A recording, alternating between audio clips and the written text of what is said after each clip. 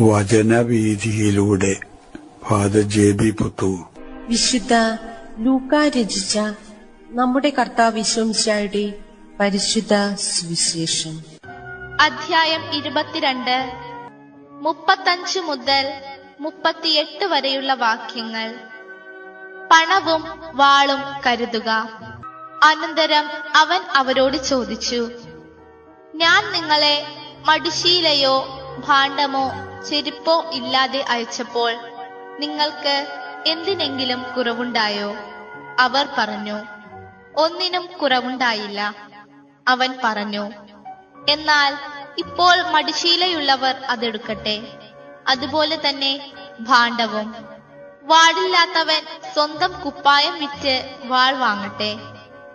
ഞാൻ നിങ്ങളോട് പറയുന്നു, അവൻ നിയമലംഘകരോട് കൂടെ എണ്ണപ്പെട്ടു എന്നെഴുതപ്പെട്ടിരിക്കുന്നത് എന്നിൽ നിവൃത്തിയാകേണ്ടിയിരിക്കുന്നു. എന്തെന്നാൽ എന്നെ പറ്റി എഴുതപ്പെട്ടിരിക്കുന്നത് പൂർത്തിയാകേണ്ടതാണ്. അവർ പറഞ്ഞു, കർത്താവേ, ഇതാ ഇവിടെ 2 വാളുണ്ട്. അവൻ പറഞ്ഞു, മതി. പ്രതിരോധത്തിനായി യേശു ശിഷ്യരെ സജ്ജമാക്കുന്നു.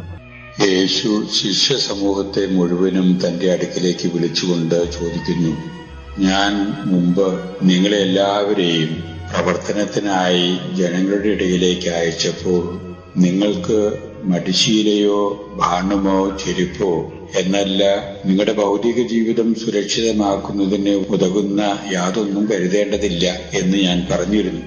തുടർന്ന് ചോദിക്കുന്നു, അങ്ങനെ വെറും കൈയായിട്ടും തികഞ്ഞ ദൗത്യബോധത്തോടും കൂടെ നിങ്ങളെ ഞാൻ അയച്ചപ്പോൾ നിങ്ങൾക്ക് എന്തെങ്കിലും കുറവ് തോന്നിയിരുന്നോ?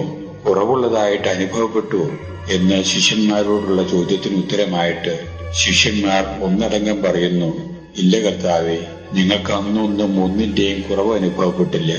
യേശു തുടർന്ന് പറയുന്നു, ഇപ്പോൾ അല്പം കരുതലോടുകൂടി പ്രവർത്തിക്കേണ്ട ഒരുങ്ങിയിരിക്കേണ്ട സമയമാണ്. നിങ്ങളുടെ കൈവശമുള്ള സമ്പാദ്യങ്ങൾ ചെറുതാകട്ടെ, സമ്പാദ്യങ്ങൾ ഉപേക്ഷിക്കേണ്ടതില്ല. അത് കരുതലോടുകൂടി നിങ്ങൾ സൂക്ഷിക്കണം. അതിനുള്ള ആവശ്യം ഉണ്ടായേക്കാം. എന്ന് തന്നെയല്ല, പ്രതിരോധത്തിന് വേണ്ടി വരുമ്പോൾ എല്ലാ തരത്തിലും നിങ്ങൾ സജ്ജമായിരിക്കണം. എല്ലാ തരത്തിലും സൂക്ഷ്മത്തോടും കരുതലോടും കൂടെ നിങ്ങൾ വ്യാപരിക്കേണ്ട സമയമാണിതെന്ന് അവരെ ഓർമ്മിപ്പിക്കുന്ന ഒരു അവസരമായിട്ട് ആണ് സുവിശേഷത്തിൽ നിന്ന് നാം മനസ്സിലാക്കുന്നത്.